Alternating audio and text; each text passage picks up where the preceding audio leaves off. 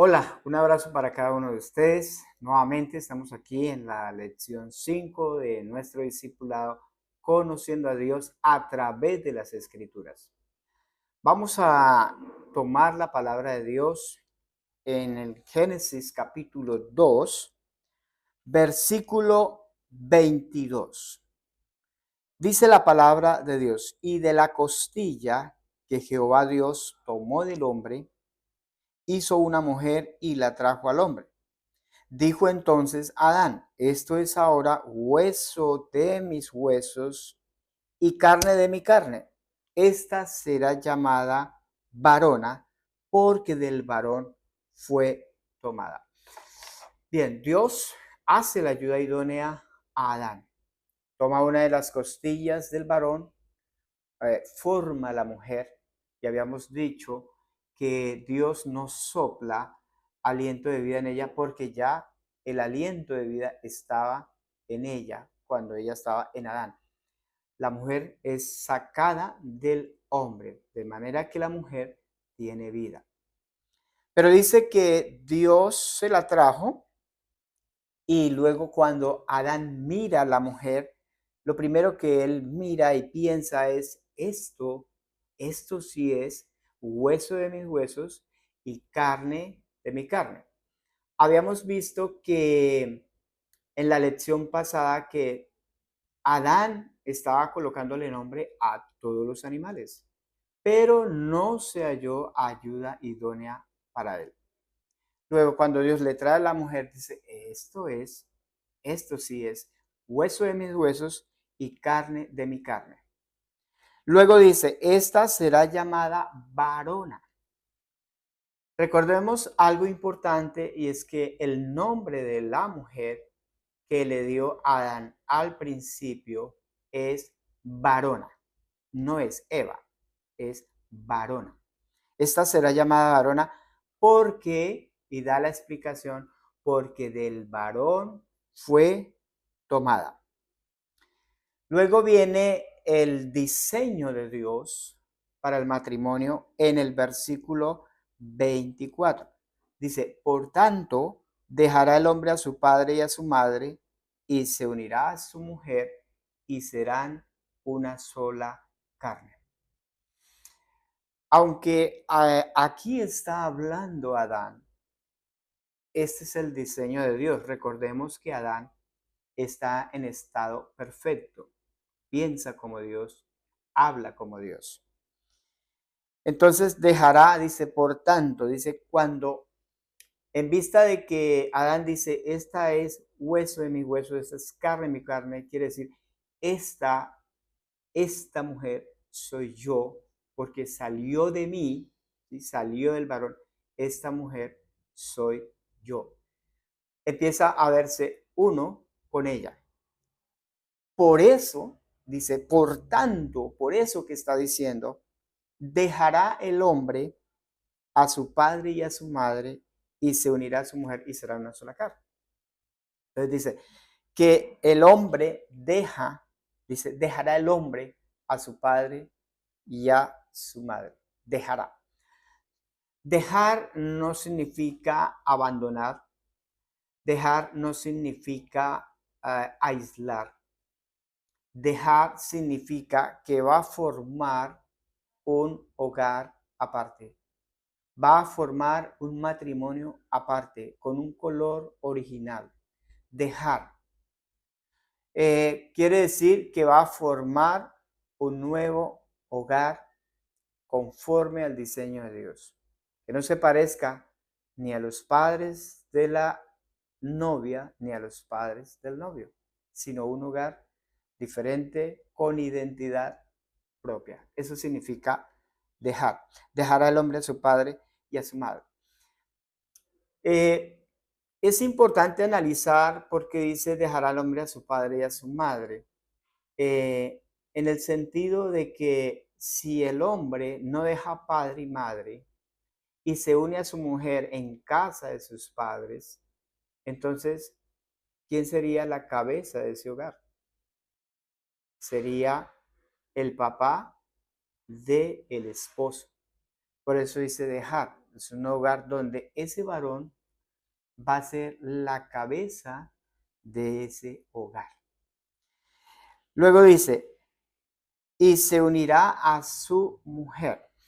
Nosotros hemos hecho un ejemplo, ah, hemos hecho algo, lo hemos ejemplificado así de esta manera. Es un triángulo donde Dios, el hombre y la mujer. Es un triángulo. Matrimonio es un triángulo.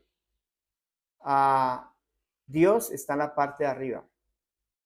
El hombre está a este lado, la mujer a este lado, y dice se unirá, significa que cuando el hombre se une en el pensamiento de Dios a su mujer, los dos se van a acercar a Dios. Y entre más el hombre y la mujer se acerquen a Dios, más van a ser uno con Dios. Ese es el matrimonio. El matrimonio de Dios, el modelo de Dios, el diseño de Dios, es que el hombre se una a la mujer en el pensamiento de Dios para ser uno. Es un matrimonio que no se rompe. Ahí no hay divorcio.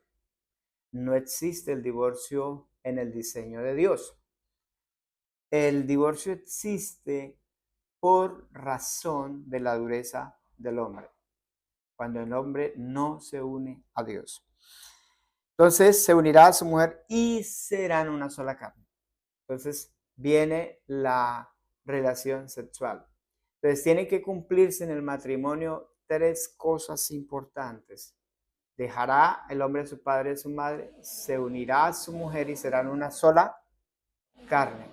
Ahí es donde se cumple el matrimonio. El verdadero matrimonio se cumple cuando esas tres cosas están. Dice, y estaban ambos desnudos, Adán y su mujer, y no se avergonzaban. ¿Por qué no se avergonzaban? Porque se veían como uno solo. Estamos ahí. Versículo 25. Y estaban ambos desnudos, Adán y su mujer, y no se avergonzaban. Es interesante ese punto, ¿no? Dice, estaban ambos desnudos y no se avergonzaban. ¿Cuándo es que uno no se avergüenza? Cuando uno está solo. Se puede desnudar porque está solo, no se avergüenza. ¿Y cómo se veía el hombre y la mujer? Se veían como uno solo. No había vergüenza, se veían como uno solo. Vamos al capítulo 3, versículo 1. Dice, pero la serpiente era astuta más que todos los animales del campo que Jehová Dios había hecho, la cual dijo a la mujer, con que Dios os ha dicho, no comáis de todo árbol del huerto. Y la mujer respondió a la serpiente, del fruto de los árboles del huerto podemos comer, pero del fruto del árbol que está en medio del huerto, dijo Dios, no comeréis de él ni le tocaréis para que no muráis.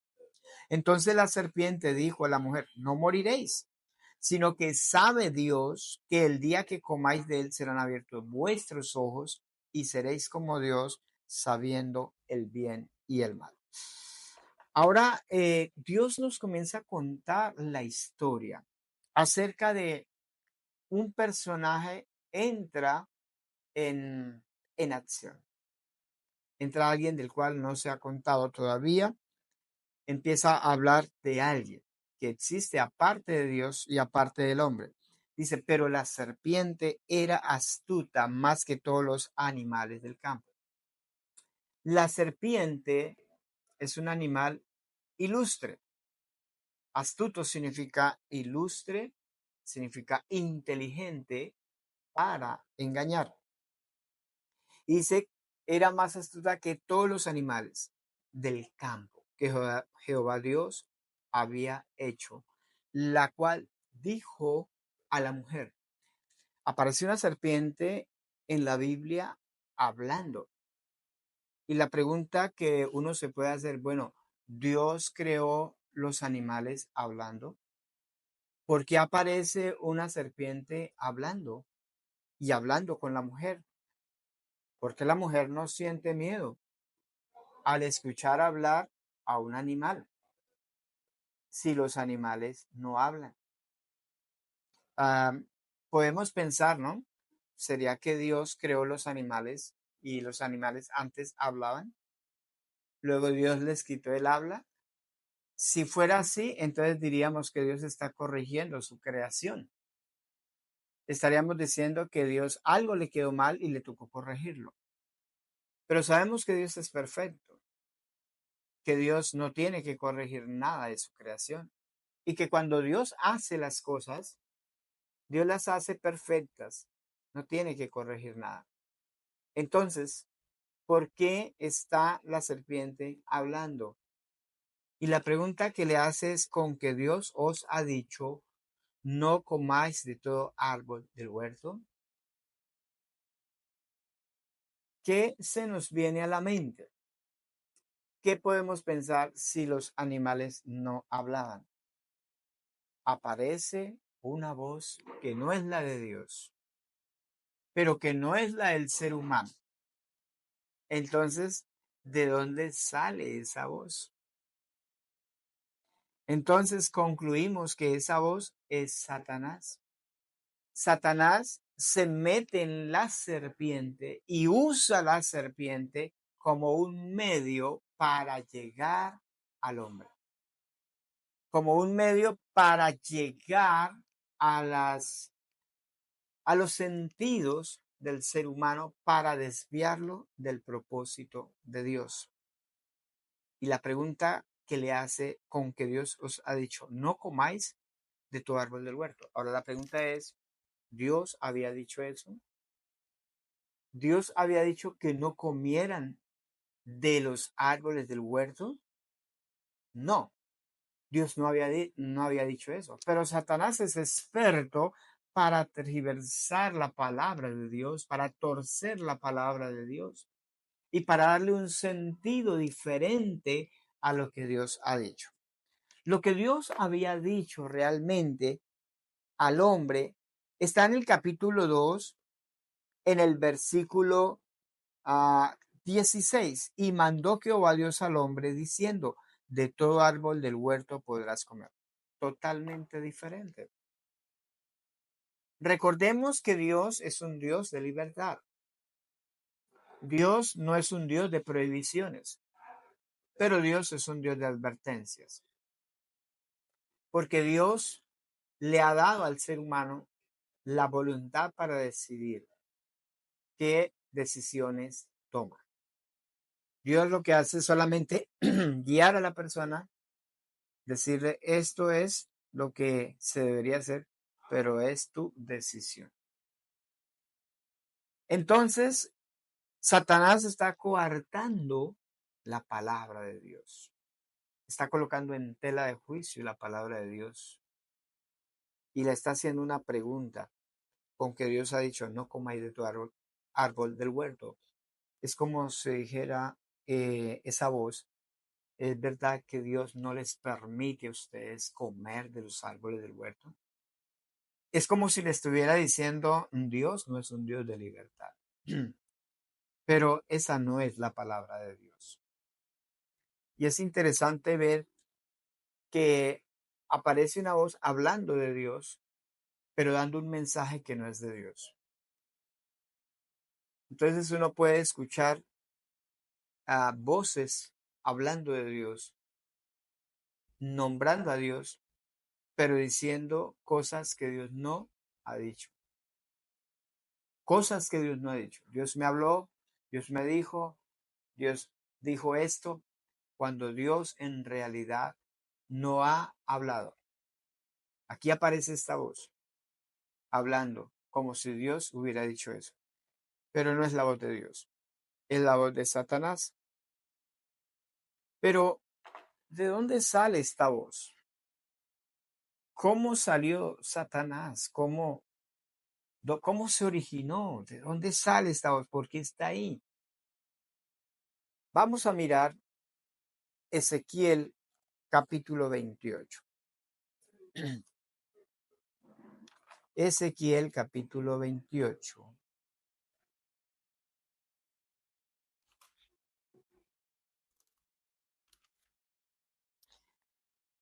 Dice en el versículo 11, vamos a leer Ezequiel 28, 11. Dice así: vino a mí palabra de Jehová diciendo, vamos a ver de dónde fue que salió esta voz. Hijo de hombre, levanta endechas sobre el rey de Tiro y dile, así ha dicho Jehová el Señor, tú eras el sello de la perfección, lleno de sabiduría y acabado de hermosura. En Edén, en el huerto de Dios, estuviste.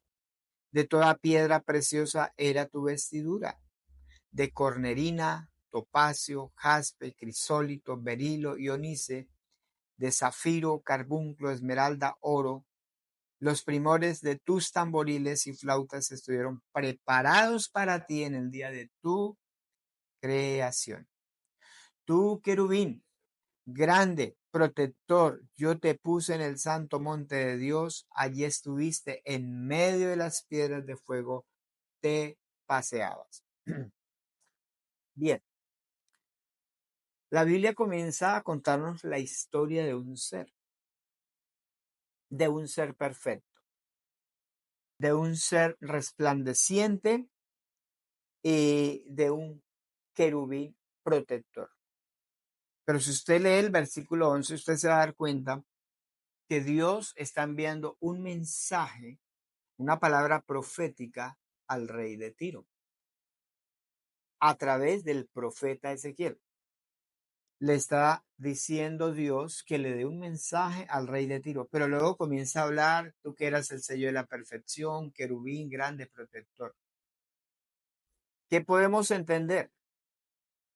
Que ese mensaje, además para el rey de Tiro, era para un ser angelical que estaba detrás del rey de Tiro, que estaba gobernando, que estaba influenciando ese gobierno. Es un doble mensaje.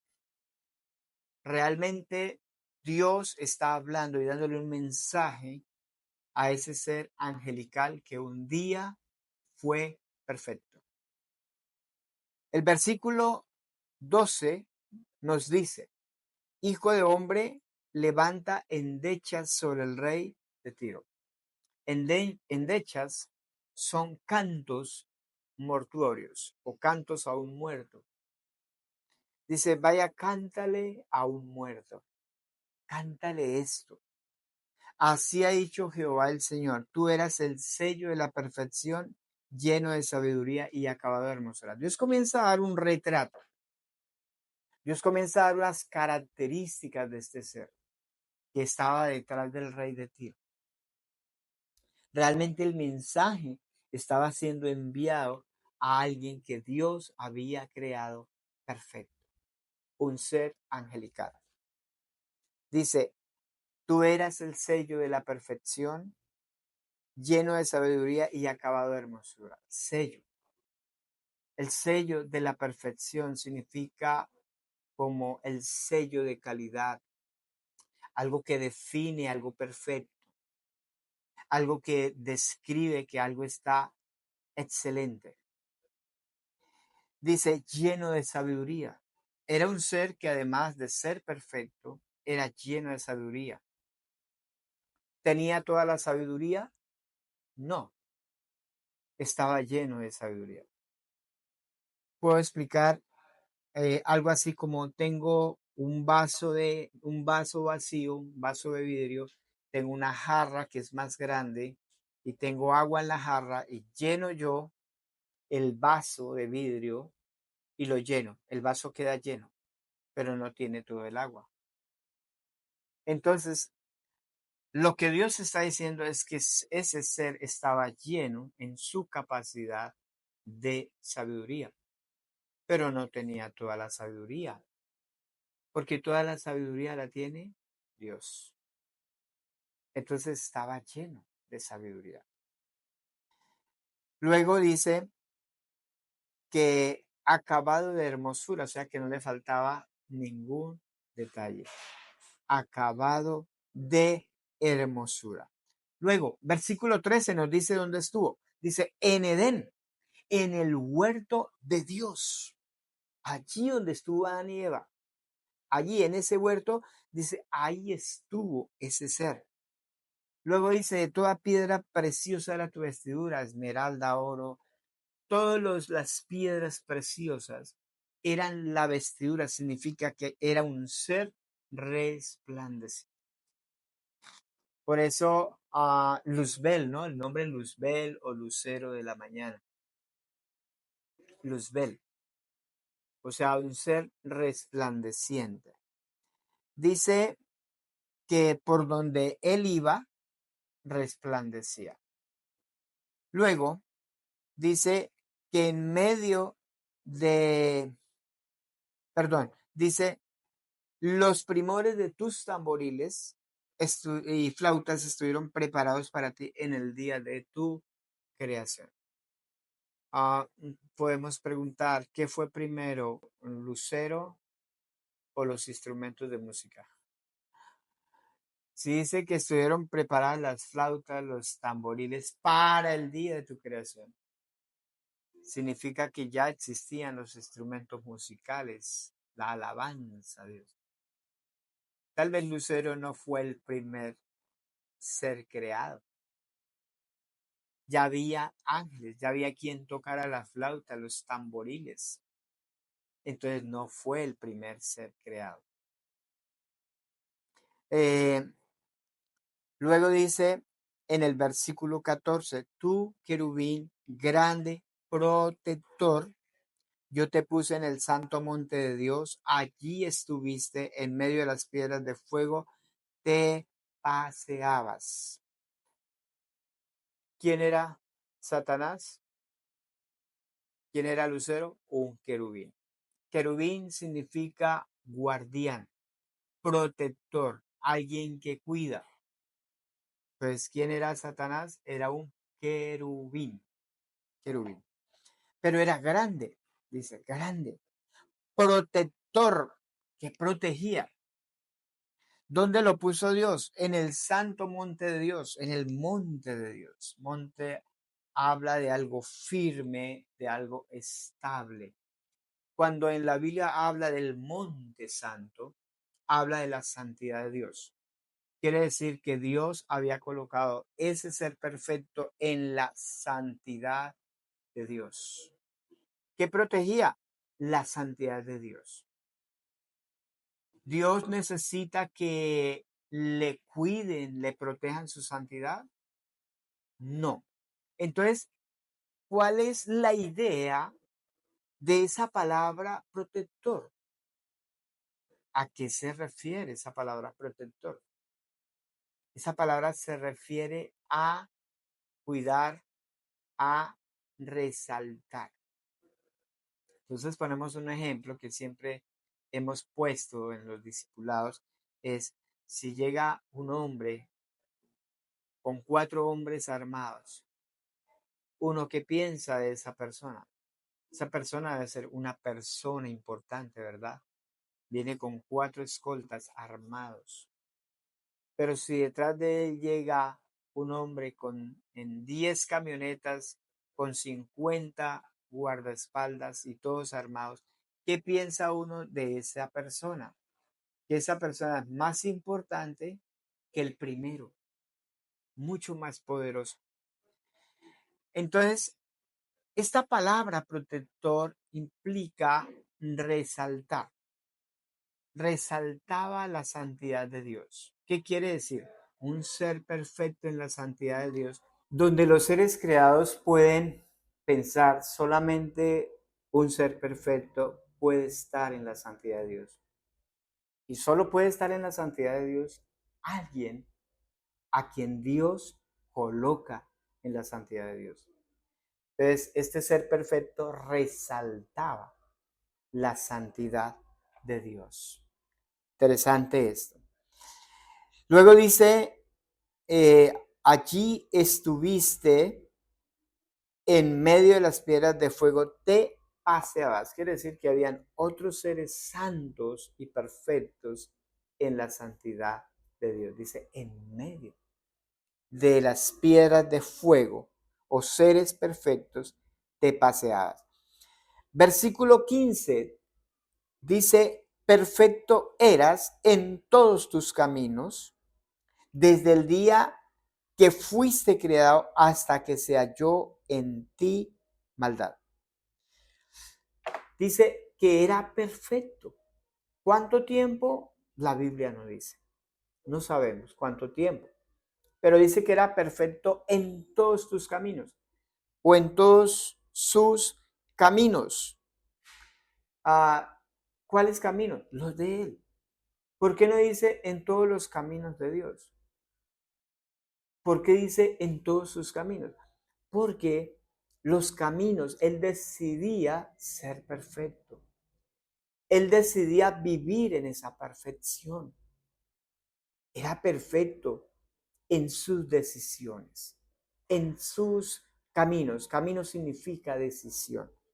Dice, hasta el día en que se halló en ti maldad. ¿Hasta cuándo? Hasta el día. Ese día, hubo un día en que se halló en él un pensamiento diferente al de Dios. Hubo un día en el cual él tomó una decisión diferente a la de Dios, una decisión equivocada. Por eso dice, era perfecto en todos tus caminos hasta que se halló en ti maldad. ¿Dónde se halló la maldad? Se halló en él. Bueno, ha habido siempre una discusión teológica que dice si Dios creó el mal. Y han habido varias discusiones teológicas acerca de ese tema. ¿Dios creó el mal? El mal no es algo que se ha creado. El mal son decisiones contrarias a Dios. Dice, se halló en ti maldad. La maldad se halla en el corazón de alguien que ha sido perfecto, pero que un día toma la decisión de cambiar de opinión. Entonces, se halló en ti maldad. La palabra maldad es una palabra compuesta. Significa maldad o significa decisión contraria a lo perfecto. Maldad. Una palabra compuesta. Podemos ver que el bien y el mal, porque algunos pueden decir que el bien y el mal son contrarias, pero el mal y el bien a veces no es contrario, son verdades relativas. Es desde el punto de vista que nosotros podemos percibir las cosas. Por ejemplo, si para mí algo es malo, para otra persona, eso mismo que es malo para mí, para la otra persona es bueno. ¿Quién tiene la razón? ¿Quién tiene la razón? ¿Quién tiene la verdad? Entonces son verdades relativas porque es desde el punto de vista que nosotros veamos las cosas. El bien y el mal no son cosas que estén luchando desde el principio, como algunas personas creen, ¿no? Que hay una lucha entre el bien y el mal, ¿no? El bien y el mal son verdades relativas, pero hay una verdad que es absoluta y es la verdad de Dios. Entonces, ¿cómo saber que nosotros estamos pensando bien? Cuando miramos lo perfecto, cuando miramos esas verdades absolutas, ahí es donde podemos darnos cuenta si estamos enfocados o estamos desviados. Entonces, conociendo la verdad absoluta de Dios. Dice el versículo, dice, hasta que se halló en ti maldad. Quiere decir que la maldad se halla en el corazón. La maldad no fue creada por Dios. La maldad es una decisión contraria a Dios. Bien, hemos terminado esta clase, lección 5. Esperamos que sea de edificación y de bendición para su vida. Esperamos seguir creciendo juntamente con ustedes en el conocimiento de la palabra de Dios. No olvide seguirnos por nuestro canal de YouTube. Un abrazo.